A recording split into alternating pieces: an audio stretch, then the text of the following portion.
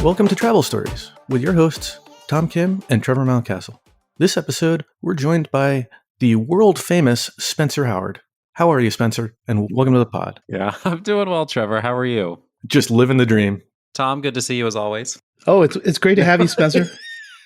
It's been too long. I feel like I haven't talked to you in a while. It's been a minute. Yeah. See, we had to convince you to come on the pod just so we could actually catch up about life. Yeah, exactly. Because we're always traveling. It's hard to keep up. You know, the thing that boggles my mind is the fact that I have not run into you, or Tom hasn't run into you overseas. Have we not? I thought we ran into each other at like Oktoberfest once, Trevor. That was planned. Remember Jeff Brownson? Jeff Brownson had like a Facebook group and we were all coordinating. I mean, it wasn't like I just happened to walk into, one of the beer tents and suddenly I see you standing on one of the tables and, I mean, that would be, don't get me wrong. You're tall enough that I could probably pick you out in a crowd, but Oktoberfest, I feel like you've got to coordinate to be able to run into people. Yeah, for sure. I think organic meetups, internationally is kind of par for the course or table stakes or something. Yeah, it happens eventually. It does. I mean, I've run into a bunch of people overseas. Every time I travel with my brother, I run into somebody overseas for some reason. He thinks I know everybody. Maybe he's telling everybody that you're traveling. Touche. Well, we started out talking a little bit about Europe. I think we wanted to actually talk mostly about your Asia Pacific experience. You did a pretty extensive, 4 to 6 weeks? Yeah, it was about 6 weeks. Down under? Yeah, it was New Zealand, a few days in Sydney, and then Japan. I'm really excited to hear about it. We haven't actually been able to trade messages on this. I've kind of intentionally not asked you, so I'm hearing it all for the first time. Tom's hearing it all for the first time. I think that adds a little bit of fun to the podcast. I might have seen some Instagram posts somewhere, but that's about it. Yep, that's how you have to keep up with what I'm doing. Otherwise, did it even happen? Well, if it's not on the gram, it didn't happen, right? I always lose track. Eventually, like a couple weeks in, I'm like, I'm too tired. I'm not posting right now. And then I forget. So not only was this a 6-week trip for you, you're a new dad, and this was your daughter's first trip overseas, right? Yep, that's right. So let's try to kind of tackle this in a couple of different ways, kind of 2 threads as we go. First, let's talk through how you booked it and how you prepared to travel for an extended period with a fairly newborn, right? Under 1 year old. 4.5 months, 4 months, 4.5 months. Yeah, I think you beat me on the first international trip. I think we were 7 months. So bravo, sir. Bravo, sir. I don't know if it's a bravo, more of a like, are you nuts? No, they're easy at that age. They totally are. Or at least ours was easy. You probably don't need to convince too many people in this community. I think you've as crazy as it is. I think most of the people would be like, "Oh, makes perfect sense." Yeah, exactly. They're not mobile yet. It's so much easier when they're not mobile. Yeah, so we'll talk kind of the prep and how you adapted from being the consummate traveler as solo or as a couple to as a family. And then we'll kind of also talk about the destinations, because I too saw the occasional Instagram post. And you went to places I had to go to Google Maps to find. Yeah. Yeah, it was a good trip. We tried to do a lot, and there's still so much, obviously, that we didn't do, but it was a ton of fun exploring. So how did you originally arrive at that itinerary? Well, New Zealand and Japan were kind of top of my wife's list of places to go. And since she was on maternity leave, we figured let's just deal with the time zone change roughly once. I think there's about a 5-hour difference between New Zealand and Japan, but it was more feasible than trying to like run over to Japan for a week when she could take time off of work. So that's why we ended up combining the two. Yeah, it worked out. And so you did that. I imagine that the majority of your flights were booked via awards. Were those informed by your own finding for straight to the points award alerts? You know what? I don't think so. No, not this time. Yeah, I mean, as you know, having traveled with an infant, I was just looking for ways to not have to pay a ton for a small child that wouldn't enjoy the experience. So it was more about just, for me, it was like finding space on Air New Zealand and booking with Virgin Atlantic so that I could spend 5,000 points on a lap infant instead of 10% of the ticket. So yeah, that was the kind of stuff I was focused on. And that's a huge point. I mean, Virgin Atlantic, British Airways, Aeroplan, they are the superstars for parents of lap infants. Yeah, it's amazing. And we actually used Aeroplan points to get back, which was fantastic. It's a tiny fee. I mean, you can use points, but you may as well just pay cash because it's so little. But and in true, I mean, anybody who knows me realizes that I enjoy booking kind of crazy things. But the journey home was actually Melbourne to Singapore to Seoul to Tokyo with a stopover for 2 weeks, and then a flight to Toronto and then down to DC. I really put my child through it just so that she could see, like, what I'm all about when it comes to travel. You're setting the expectation pretty early on. Exactly. Hey, we want to go fly this airline, and then we want to go fly this airline. I love it. I love it. I found that if I did more than 3 segments without a meaningful break, it didn't go well for me. It sounds like you guys were pretty good. Yeah. I mean, 2 weeks in Japan. That was a big break. It was a big break. But yeah, I mean, other than one flight, she was great. But that was one of those flights that was like, oh, I guess we were just traveling during when she should have been going to bed. And it was just, I get it.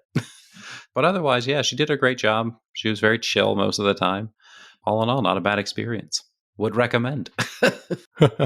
So you departed from DC. You're a fellow DC-based traveler. You headed to New Zealand. I think you mentioned offline that you had gone through Houston. Yeah, we so positioned to Houston and then flew Air New Zealand to Auckland on they leased a 777 from Cathay Pacific, so their business class is a bit nicer than their own aircraft. So that's why I booked that one. And then you can also pay. A good choice. Yeah, it was great. And you can pay a little bit extra in cash to fly in the first class cabin that Cathay operates.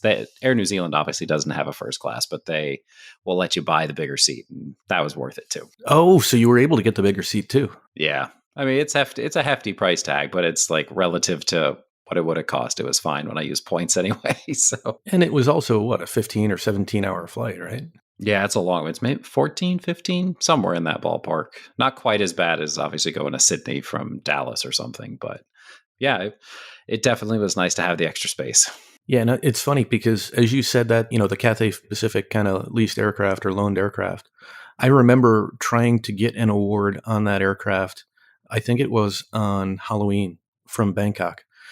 We were literally at the pool deck and got an alert. I think maybe from you, maybe from one of the other services. And I'm trying everything I can to get 4 seats on that flight. I failed. I didn't have success with that. But I do remember that uniqueness of the Cathay Pacific aircraft versus Air New Zealand. So bravo for getting that. Yeah, it's pretty cool. Before I flew it, I saw somebody get an aircraft swap like right before they were supposed to fly it, and so they got put on the Air New Zealand's own aircraft, which is the business class is significantly worse. And so I was just like checking daily. As soon as I saw that swap happen to someone, I was like, oh no. Yeah, how to increase the stress of a trip, magnitudes. Yeah, I mean, in the end, let's be honest, it still would have been a lie flat seat. It just wouldn't have been as nice. Yeah. Was the crew staffed by Air New Zealand people, or did they wet lease the crew too? Okay. Yeah, it's all Air New Zealand. Yeah, so it was great. They were super friendly. And Air New Zealand livery? You know what? I don't actually know. We didn't have a view of the aircraft when we were boarding, and it was so late. You just wanted to get on the plane. I mean, yeah, I was like carrying everything. So it's like, let's just get to the seat. The struggle is real. Yeah. So did they do anything special for your daughter on board? Not that I can remember. I mean, they were very friendly and they loved seeing her. But that was, nothing. Sometimes they give stuffies. The Lufthansa flight attendants have like a full little box of toys for different ages. On one flight, on Singapore Air, we got it's like some sort of Disney version of the Singapore bear. Oh, cool. They have a girl and a boy bear on Singapore. They have chefs too. Yes. The chef. I think our daughter has like 2 or 3 of the chef bears. She's been on a lot of Singapore. Yeah.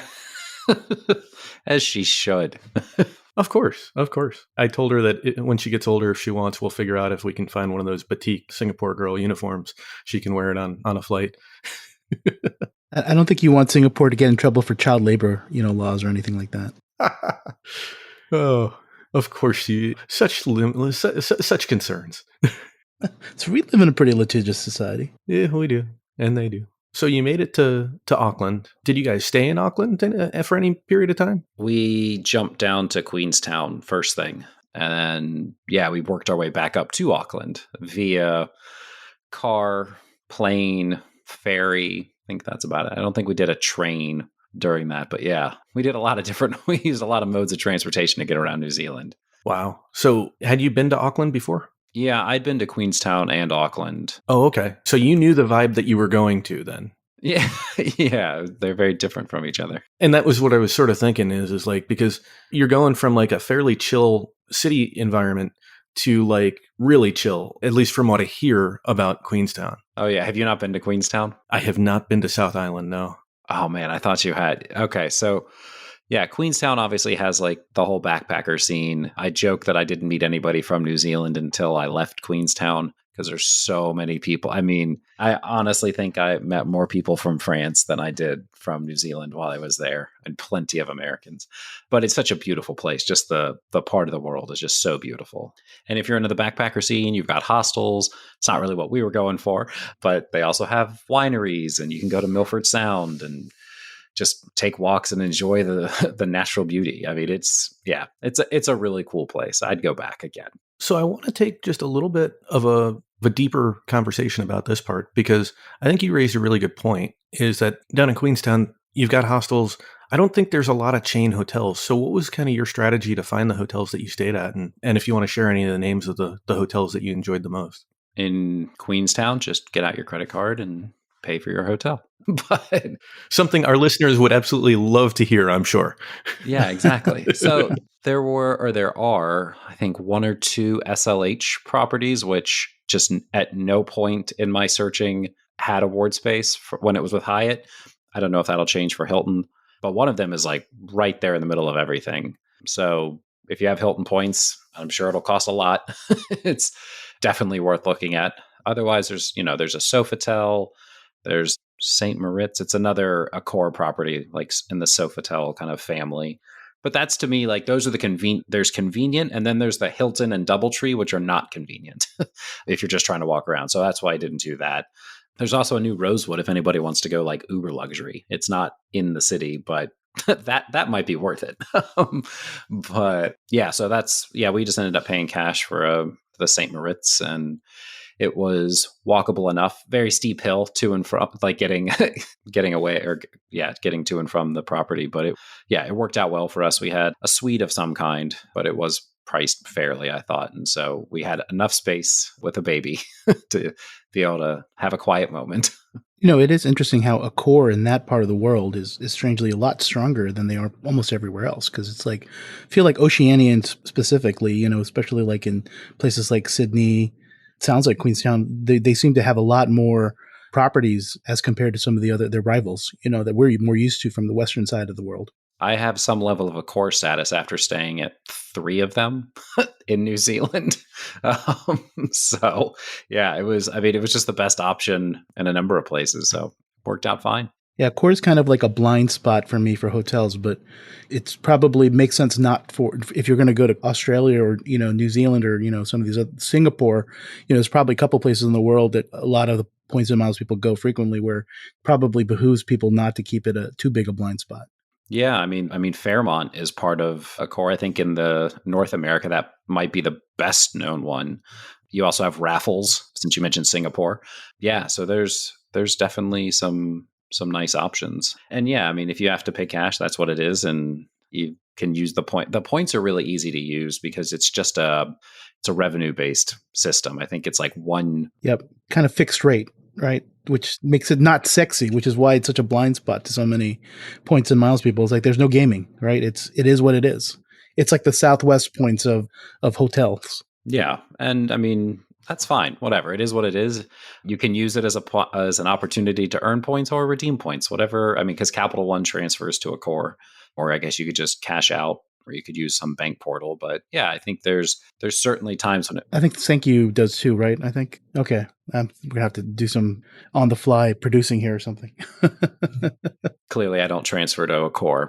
But yeah, I think that it was a great brand to think about when in New Zealand. So Spencer, you're a travel hacker. We're all travel hackers here. I have to ask, you didn't just pay cash. There had to have been another angle that you took to book this. Do they not participate in any of those larger programs, Privé? Well, not Privé, but Virtuoso or any? So St. Moritz does and Sofitel does. So like later in the trip, I stayed at the Sofitel in Wellington and I booked that through a course step program. So get the daily breakfast, $100 property credit, upgrade, stuff like that. So yeah. I'm just a little bit stunned. That St. Moritz must have been an incredible hotel to book without having any travel hacking angle at all. I believe it, but it's just stunning. Yeah, it was more just a function of by the time we'd finalize like where we were going to be and when, there was just so little available. I did have something at the Hilton book that was better, but like price wise, but it was like, nah, I'm going for convenience. Convenience matters, I think, when you're traveling with a little one, or even if you're not. It's just whatever you're into. Yeah, having a baby, I wasn't ready to take a hike just to get to the city. As I get older, I totally go for the convenience and the luxury. It's a little bit of lifestyle inflation, I suppose. Sometimes you do have to pay for the experience that you want, right? I think that's probably a good point of thumb. I mean, sometimes we try so hard to squeeze these square pegs into round holes because we are travel hackers. But, sometimes, it is just better just to get out your credit card and pay for what you're going to get, especially when that experience is going to be that much head and shoulders above other options, right? Yeah. I mean, this is something that, this will be a little tangent for us, but Trevor, you mentioned lifestyle inflation. I mean, I remember hearing people talk about that so much when I first got into points, and I still hear it some, but it's like, do you really want to live the same way you lived with your first job? Or if you've progressed and you're fortunate enough to be able to like not live that way, like it's not a bad thing, like live within your means and all that, but it's the point of traveling isn't just to like tell somebody that you use points to travel. It's about to go have the experience you want. But you're not maximizing. I'm maximizing my experience, Tom. There you go. That's what you're doing. So let's pull that thread a little bit more. The experience part. So you pretty much traversed the majority of New Zealand. What were some of the high points? Lake Tekapo was amazing for me. It's a dark sky reserve. It's a small city. What's a dark sky reserve? Yeah, exactly. They have telescopes, and I'm not even sure the technical terms. They have astronomers studying the universe, basically, from atop a mountain. And they have built the city in a way that, like, there isn't a lot of light pollution, so you can see tons of stars. Like, even the street lights are all, like, I think they're like an orange hue instead of blue, because that is it causes less light pollution. And I was fortunate to go on a night that was quite clear, so we could see a lot. That was really cool. It's definitely out of the way. You don't need a ton of time in Lake Tekapo, but going and seeing that was really cool for me. That sounds incredible. Kona, Hawaii is another one because they have the Keck Observatory on Mauna Kea. Okay, that's cool. I should do that someday. I went up there once and I saw this one object. I thought it was my wife thought it was a street lamp, and it turns out it was Jupiter. She'll probably not be happy that I've shared that on the pod, but I get those mixed up all the time in DC. It's just so easy. Is that Jupiter or a street lamp? No. I mean, when a planet looks the size of a street lamp that's like 50 feet away, that's a pretty nice view of Jupiter. It's a very clear sky. Yeah, that's amazing. Any other high points that you'd like to share with? You know what? We flew in from, where did we fly from? Oh, Christchurch to Nelson, which is out near the like Abel Tasman National Park. We just got an Airbnb for a couple nights up there, and it was such a like calm, scenic place. And the Airbnb was fantastic. Like I shared a photo of it on Instagram, and then people asked me for the link to it. And I was like, okay, I'm gonna help this person book out their Airbnb. But it is truly it was just a very relaxing place to just kind of chill. You didn't need to go do a ton of things. You could just kind of take it in, which is nice when you're traveling for so long, to just take a minute and not try to like run around to everything all the time. You do need those days of like kind of planned inactivity. It's because, if you don't do that, I mean, you're just going to burn yourself out, and you're not going to really appreciate what you're doing. Absolutely. And I say that as someone who is typically running around like crazy, and my friends who travel with me are always like, just chill. But it was definitely useful throughout the trip to just take a minute. You'll find that you'll slow down at least just a little when you're traveling with your daughter in tow. That's my observation, at least. Yeah, there's just you got to consider other you have to consider other people now. People who are dependent entirely upon you. Any final thoughts on New Zealand before we pivot to your next country? Yeah, don't skip the North Island. There's definitely more. I went to Wellington and Auckland, but there's so much more to see up there. I just think sometimes the South Island gets all the praise, and don't get me wrong, it is gorgeous, and I would spend more time exploring there. But I think sometimes it's just Auckland and Wellington, they just kind of get breezed past. Or people don't even stop by. So I at least like to see places and give them a chance, see what they have to offer. Yeah. I think that's good advice. And I had a question about New Zealand. Like when I was there, and it's been a while. It's been, I forget how many years it's been, but I felt like the hotel market there was kind of underdeveloped. Like there just is not enough considering the amount of tourists and whatever. Is this still the case now, or has it gotten any better, or has it gotten worse? There's a lot of like local things, which makes it, so local that you can't find any kind of really good reviews on stuff. So you kind of have to hope for the best. But yeah, there's definitely options in the cities. Auckland has a Park Hyatt. It has a Sofitel. It has an Intercontinental. Like it's a big city, relatively speaking. Wellington has a Sofitel and some other thing. I don't remember the other ones, but that stood out. It's not the same as going to like London or Paris or New York. Right. Where it's peppered with any number of Hiltons and Marriotts and other things. It's like every brand wants to be there. Or if you think about like Tokyo, where like Four Seasons has two properties that are not right around the corner from each other, but very close to each other. There's cities like that. You don't really see that in New Zealand. There are some really nice properties outside of cities. They are very pricey, and like there's a reason for that. Like there's 3 Rosewood properties that stand out, and they all look amazing. That wasn't quite what we were going for on this trip. Got it. Thanks for the update. So from New Zealand, you said you went to Sydney? Yeah, Sydney for 3 days before heading up to Japan. I feel like part of the reason I went to Sydney is because I wanted to stay at the Capella Sydney. It's a newer hotel. It's in a restored historic building, right? Yeah, it was at one point, I think it was the Department of Education and the Department of Agriculture. I don't know if that overlapped, but yeah, it's a beautiful building in the city center.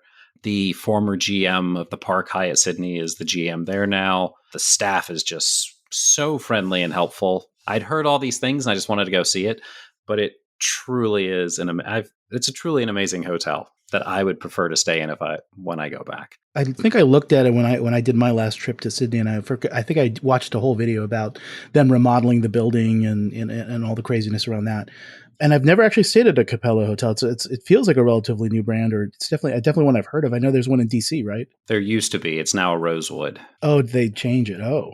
There's one in Bangkok. There's one in Hanoi. There's one in Singapore. I'm forgetting things. There's one that's planned for Kyoto, I believe. Yeah. It's a super nice chain. It's another one of these kind of boutique, ultra luxury brand, isn't it? Yeah. And the thing is, I would say the Sydney property especially is like, actually, yeah, it's very reasonably priced relative to like what you're getting. Is it an FHR hotel? I'm trying to remember. I'm sure it is. I'm guessing it's probably on there. I'm thinking it is because that's probably why it was on my list to look at. I booked myself through Virtuoso, so I'm guessing it's probably on FHR.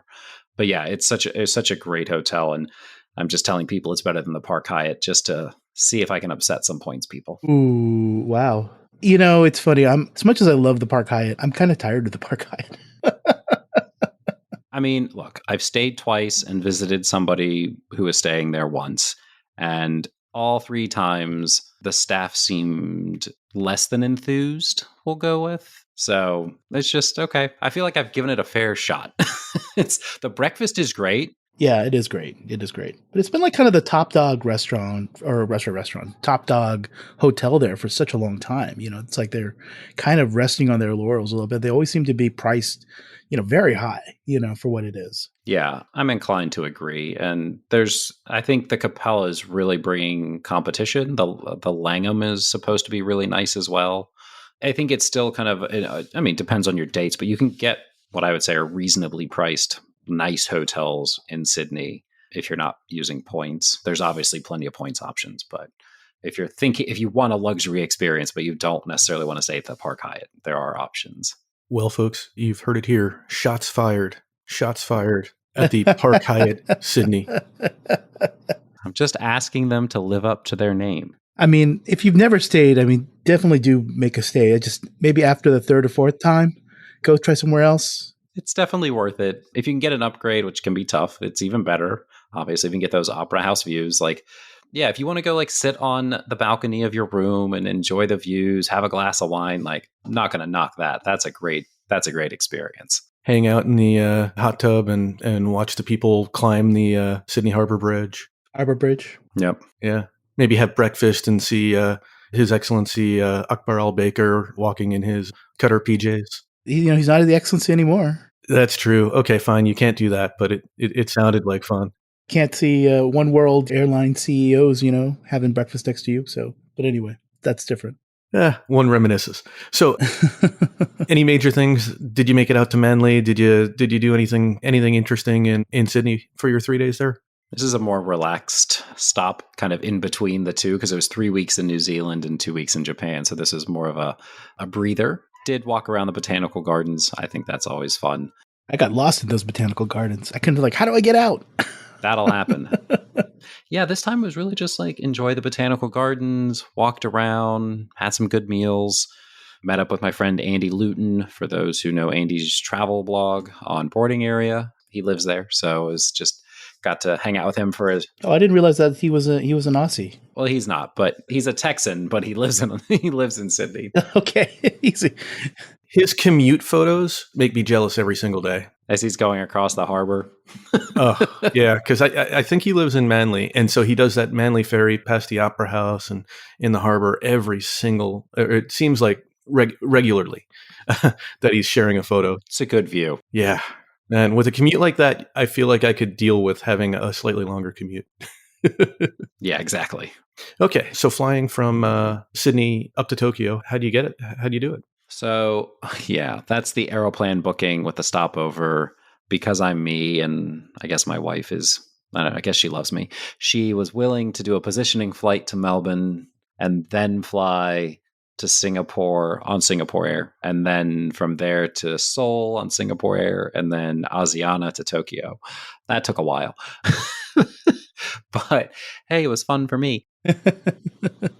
So there's a lot to unpack there, but may I just give you kudos, sir, for saying Melbourne correctly? Drink time. Kudos. Drink time. Is this a Trevor thing? This is a Trevor thing. Did you not realize this? This is the drinking game that we play here on Travel Stories. My glass of water. No. Yes. Well, it's my glass of Diet Coke here, but still. Trevor's in the right mood here. Trevor's actually saying it just so he can have a drink. That's right. Well, you said it first. I was complimenting you, but that is the drinking word. It used to be Lufthansa First Class, and when Joe Chung, okay, that tracks. I know. Joe's probably still drunk. Yeah, I know. People are getting drunk every episode, so we had to go to something a little bit more challenging. Oh my god, yeah. But so the flights, wonderful flights. I have to say, the Singapore Airlines crew were just amazing with our daughter. One of them was previously like a preschool or a kindergarten teacher, so she was offering to help if we needed anything. I mean, they were super nice. But yeah, it was definitely an interesting way to get to Japan, but that's what award space is like between Australia and Japan during cherry blossom season. Oh, wow. Yeah. And, it allowed me to book a stopover, take advantage of, I think it was a Chase transfer bonus to Aeroplan. Like, it all worked out well. So was that full itinerary how you got back to North America, or was it just to get to Tokyo? Oh no, there was a 2-week stopover in Tokyo before getting an Air Canada flight to Toronto. Yeah, so we had the flight to Toronto, but we had to overnight and then take like United Economy to Dulles. And I want to say second night in Tokyo, I'd been checking award space, and a connection the night we landed in Toronto opened up on Air Canada to Reagan National instead of Washington Dulles. And so I called in and paid, 100 something Canadian to like change the flight. And I was like, absolutely worth not having to overnight in a hotel in Toronto and to get to the airport that's much closer to my house. So that's an interesting one. Yeah, I've never had to change an Aeroplan flight, mid-flight. Is that not a hard thing, or did you spend a lot of time on the phone with them? I've had other airlines that have been really problematic in trying to change things once I started the itinerary. Yeah. Once a segment was consumed, is that what it was? Yeah. But Aeroplan, not a problem. You can pivot pretty easily. I'd never done it myself, but that was a first. But yeah, we'd done the first leg, and then it was during the stopover where I called. And the hardest part with Airplane is getting them on the phone. Sometimes they offer to give you a call back, which is what they did mercifully. Sometimes they don't. And you sit on the phone, just on hold for a while. But yeah, they gave me a call back and took care of it. And we were pretty good to go. Oh, they actually, no, you know what they did do is they called me back again because apparently they forgot to take the fee for the lap infant for the change. And so they called back to get $1 Canadian from me. I had to put in my credit card again for that. I was like, guys, I don't think this was worth your time. Of all things, I feel like that $1 did not pay for the time it took one of your employees to call me back and deal with the whole thing. Just eat the $1 Canadian. It only cost us $10 to get this $1 Canadian. Great investment. Yeah. So talk us through your Japan stay. You started out in Tokyo? Started in Tokyo, Grand Hyatt. Very nice property, great for families, and can be more reasonably priced and have points availability when others don't. If you're a Park Hyatt fan, the Park Hyatt in Tokyo will be closed for the next 18 months while they completely redo it. So that's not going to be an option. So keep that in mind. I did see the walkthrough you had of the presidential suite. Oh, yeah. I did a tour of the presidential suite at the Grand Hyatt, which is crazy. I'm calling it a 1-minute room because it took me 1 minute to walk from one end to the other. So it was just a tour. You didn't somehow land that upgrade. No. Yeah, that was just, I'd had a meeting with one of the team at the property there, and the hotel was fully booked. And that was the only room that wasn't available or wasn't booked. And so he was like, I'd love to show you some more rooms, but people are in every single one of them, but I can show you the presidential suite. And I was like, absolutely, let's do that. So, it's not a 1-minute room. It's a minute suite, kind of like those things in airports, minute suites, but a very different version. I'd like to see one of those. It takes a minute to walk from one end to the other. But yeah, that was a very nice property, good location. We were really lucky. We got to see a ton of cherry blossoms. There was, you may have seen the videos during what they expected was going to be the peak time to see them when all the trees were bare and everybody was like, I spent X thousands of dollars for a trip to Japan and there are no cherry blossoms. And then we just kind of rocked up there knowing that we weren't going to see cherry blossoms, and it was like, bam, right there, full bloom. So I was like, oops, sorry for all of you that were planning on this, but that's how it goes. But it was great. It was beautiful. I mean, I understand why people like going to visit and see them. It's a beautiful time of year to go. So it definitely made sense to me getting to see them in person. Yeah, not oppressively hot, right? No, it's not bad at all. I'd been in August, September before, and it's toasty. It's toasty, yeah. But I do like that it's when it's baseball season, because baseball games there are fantastic. Did you take some in while you were there? Not this time, no, but it is one of my favorite experiences that I've had while traveling. So highly recommend. I've yet to do it. I've done it in Korea. Fortunately, my cousin was able to take us to the baseball game one time, but haven't done it in Japan yet. Yeah, I haven't been to Korea during baseball season, so I will have to do that as well. Yeah, it is definitely a different dynamic and mood. It's a different experience. I would say a little bit more energy than at least the Korean version than the US kind. More stuff happening, I think. Yeah. The game I went to in Japan, you had bands leading cheers for each team. The team that's up to bat is the only side that cheers. It's like they're the ones making noise. They have a set cheer for every player. It was so cool. I would absolutely go many, many times. I mean, they love jingles for everything, right? Even subway stations and everything, right? Everything has to have their own mascot or their own jingle or their own, melody or something, right? Yeah, the town mascots. I love those. Those are so fun. Those are great. As a guy who's not the biggest sports fan, I'm listening to this and I'm more intrigued because I was not tracking how unique. I knew that Korea was unique. I knew that Japan had a pretty vibrant baseball interest. I didn't realize some of these unique things. So it's definitely something on the list. Even if you're not a baseball fan, go. Also, you get to in a sense, get ballpark food, but it's not hot dogs and peanuts. Like it'll be something. There's beer. There's still beer. Don't worry. Yeah, in Korea, my cousin explained, like, it's this particular. You should go get fried chicken. That was what we should get. People are very much bringing food in, from outside, which is allowed, which is, again, very strange, I would imagine, for us Americans. And I'm not really that big a baseball fan, but I enjoyed myself at the Korean game that I went to. So I would definitely be open to doing one in Japan as well. One of the things that really stood out to me about the Japanese kind of fan experience was there were women who would walk around with backpacks that were basically beer kegs, and they could like pour you a beer from that, but they didn't like yell out to like let people know to get their attention. They would just walk down to the front of a section and raise their hand, kind of indicating to you, if you would like a beer, raise your hand. And they would just walk up to you, pour the beer into a cup, you pay them, go on your, and it was like, wow, it's such a different, I'm used to people like yelling Cracker Jacks and peanuts and beer here. And it was just so interesting. Seems a lot more polite and what is efficient. It worked well. The overall experience was, I think, probably more fun for most people, especially those who are not as obsessed with baseball as I am. Anyway, that wasn't this trip.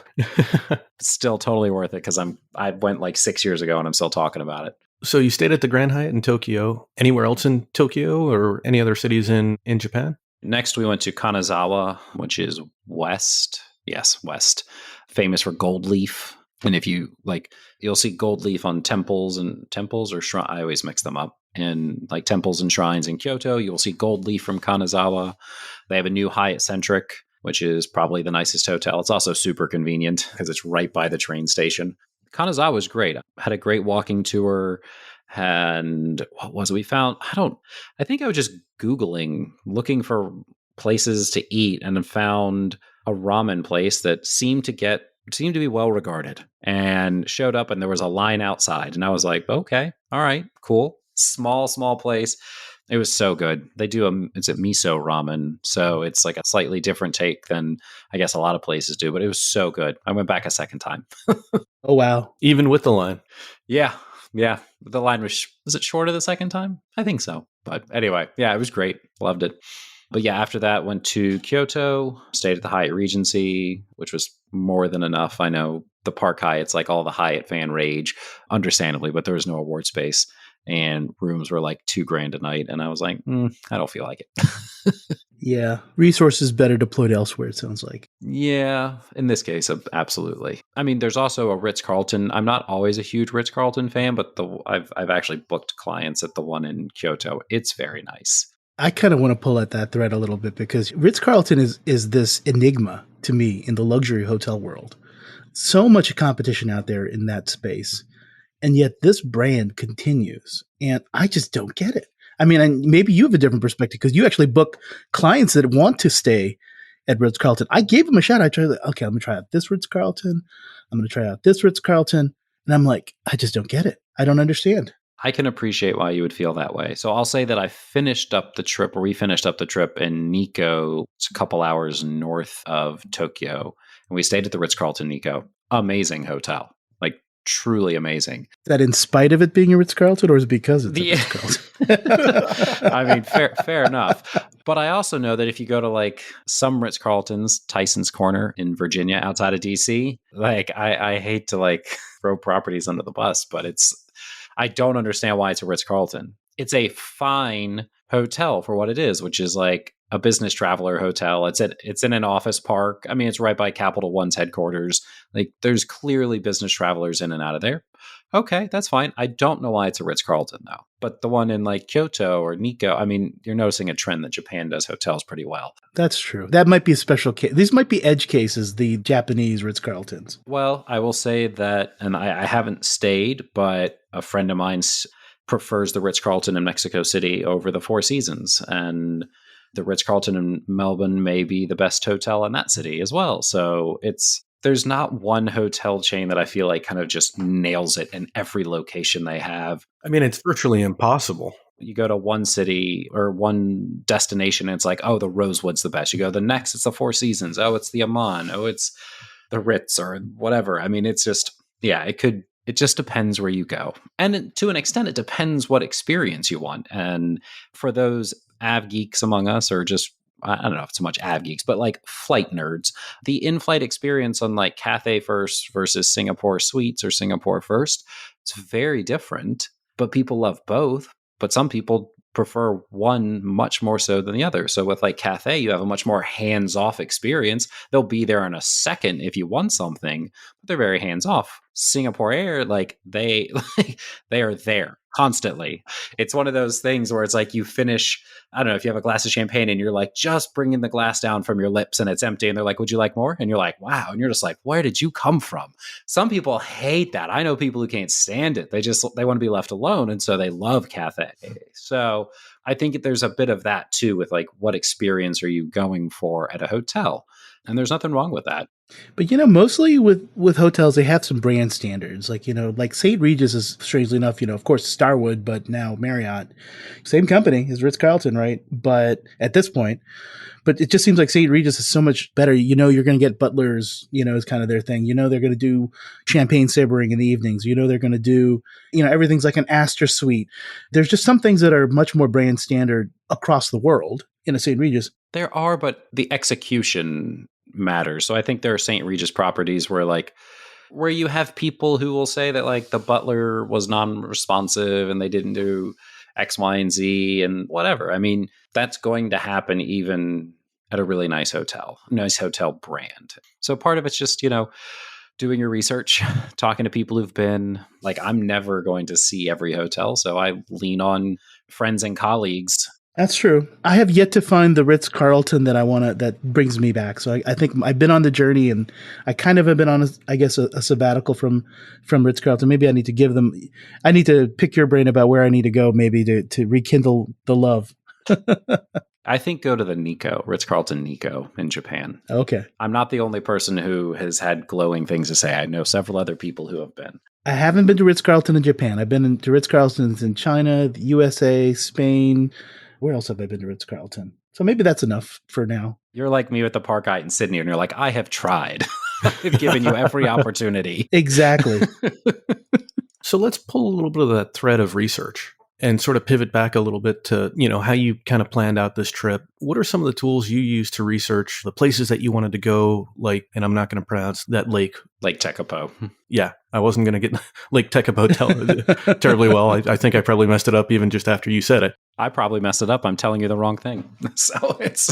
But what are your tools? What's your method for researching those sorts of things, trying to figure out? Is it the inspiration that you're wondering about, Trevor? Like, where does he get inspired, or like, where does he do the actual logistics? I think the inspiration, and then kind of the next level, like whether you're going to try to do a tour or that sort of thing. So the inspiration for a particular destination, and then sort of how you plan out your time there. Yeah. The inspiration was just, I knew the South Island was going to be a big thing because I'd seen Queenstown and I was like, okay, I get this. And so like there was going to be plenty more to explore. A lot of my research is friends. I think, without trying to like throw a bunch of people under the bus, I think as someone who has been blogging or creating content around points and miles and travel for a long time, you don't necessarily have to go do the thing. You can just kind of like talk about it in theory and you can go make your money and do whatever. I like to think that I've been like part of the actual points community for a very long time. And I know people like you two and, Howie Rappaport, who I think you all know as well. He actually gave me a ton of recommendations for New Zealand because when I was putting stuff together, I was like, oh, Howie's been here at least a few times. He knows this place. Let me ask him. So Howie gave me some great tips. I also posted on my Instagram stories and said, anybody have favorite spots in New Zealand? But a lot of it's like it's just friends. We all travel a ton. We all start to experience things. And just, it's great to kind of see what others have done and enjoyed. And then obviously there's an extent to which like, I'm just kind of looking around to see what's out there and maybe that's different. So I think it's going to be hard if you're trying to be original and like do something that no one's ever done. That's going to be tough, but that's not really my mission in life, is to like prove that I did something different. I like your approach just because you could trust, the source. Because I feel like when I look on the internet and I look at top 10 things to do or whatever this is, like I can't trust half of those things because these jokers, put stuff up there and don't even, think about it. Or maybe it's AI generated or, they've never even been there. So Either that or the people have been there and the reviews are just like, I don't trust what this person's saying. That makes sense. I will say, so one thing, and I'm pretty passionate about this, finding places to eat. Like, I'm not necessarily like, oh, I got to go find a Michelin star place or whatever. I just want to find a place that's like people really enjoy. I try to find local food bloggers. I've done this in Taiwan. I've done this in Singapore to see like which hawker center stall I want to try. I've also relied on friends who live there for that. That's cheating, but but like I'll look for local food bloggers. That's a great tip. Because they live there and go to more like I can tell you that like, oh, go to X restaurant in whatever city, but I've been to that city for like 3 days. So it may actually be great and I may really have enjoyed it and it may be worth going, but there's going to be so many more options that I'll never see. So it's not that I can't give you good recommendations. It's incomplete. And I think finding local sources is really helpful, or people who kind of go back regularly. And yeah, I think if you have been and you're giving people recommendations, like just tell people what you like. You don't have to say it's the best thing ever. Don't feel pressure to like do that. I think sometimes people, if you ever try to give somebody a recommendation online, inevitably is like, that restaurant's terrible. Never go there. And it's just like, okay, but they liked it. Like, let's just chill. Like, this is okay.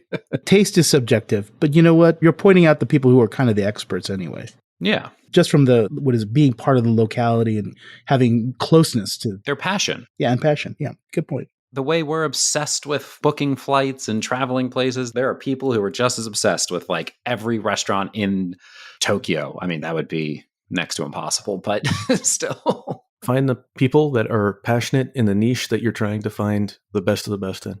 So, Spencer, we've been talking for almost an hour. I realized about halfway in, we didn't really give you a chance to sort of introduce yourself to the community. Just a random person, just talking. Just as you said, you've been in the community for a long time. I feel like we've known each other for at least a decade. You do a lot for the community. You participate in the community, but you also make some of your livelihood from it. And so I wanted to give you a chance. My entire livelihood. That is an amazing accomplishment, by the way. Yeah, especially through the pandemic and everything. Oh, yeah. Oh, man. that was special. So we wanted to give you an opportunity to share the breadth of what you do. I know I'm a straight to the points, I guess, Award Alerts subscriber, and I love what you do there, but you do so much more. Can you just talk about that a little bit and sort of how some of our listeners might be able to kind of leverage you? Yeah, leverage. Yeah, that's what it feels like. People are leveraging me for information. I mean, you're better than US Bank, right? You're better than US Bank. It's a low bar, Trevor. You couldn't say like Amex or something. Well, I was going with the US Bank leverage card. I was trying to do a little bit of, inside baseball there. Oh, man. Trevor's too smart for us over here. No. I think there's some like dad joke vibes coming from this podcast. Tom's like, I'm uncomfortable. I'm leaving. Oh, man. So, yeah, what do I do? Let's try to run through this quickly. So, Straight to the Points is my website, straighttothepoints.co. I send award space for business and first class flights on international routes. That is my baby. It's what I've been building since, I guess, August of 2018. Probably comes from like a conversation Trevor and I had, honestly, where I was just like, I just look for award space when I'm writing articles or for award booking clients. I should just share the things I find. I think Trevor was like, yes, do that right now. I need that. Do that.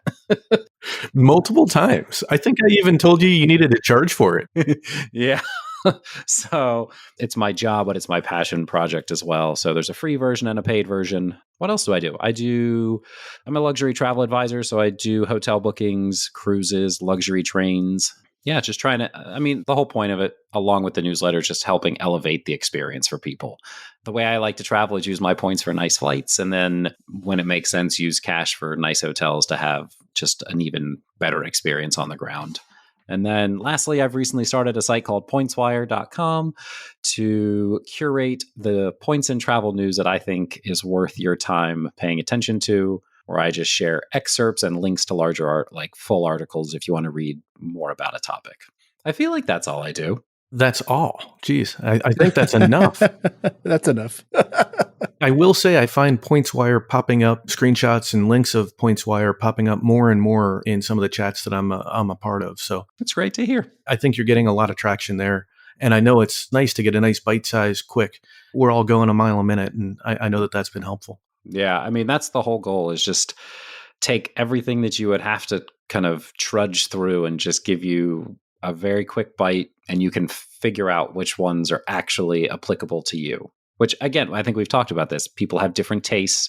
People have different priorities with travel. Like Southwest means everything to somebody and nothing to someone else. And so it's just a matter of being able to find the Points and miles is not a monolith, right? Yeah. And so finding the information that's important to your travel faster is, I think it's important. So I'm trying to just, save people some hours. No, I definitely think the community appreciates it. I know I do. Oh, well, thanks. So Spencer, once again, thank you so much for coming on the pod. We really, really appreciate it. Hope to have you back. You're a font of knowledge and a friend. It's just great to have you on here. I think with that said, we should probably close out the show. Awesome. Well, thank you guys so much for having me. Yeah, it's been a pleasure. Great conversation. So have you back anytime, hopefully. Awesome. Sounds good. Well, that's the show. Thanks for joining, and we hope you enjoyed listening. If you've enjoyed this episode, consider becoming a Milenomics Patreon member for access to even more in-depth miles, points, and travel content. Until then, we hope your next story is a travel story.